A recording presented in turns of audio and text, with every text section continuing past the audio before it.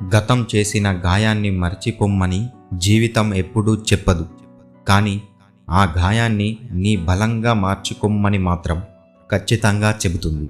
అవును, గతం నిన్ను గాయపరిచింది. కానీ అదే గతం ఈరోజు నువ్వు ఎలా నిలబడతావో చూడటానికి ఎదురు చూస్తుంది.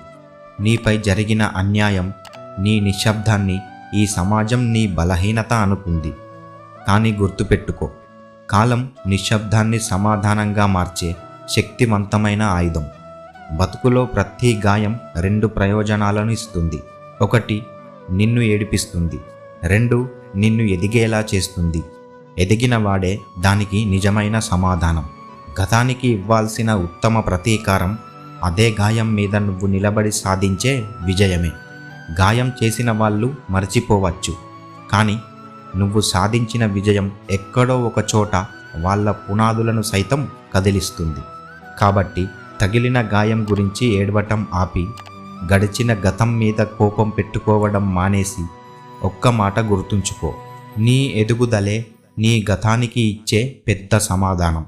నీ ఎదుగుదలను మించిన సమాధానం ఈ విశ్వంలో మరొకటి లేదు.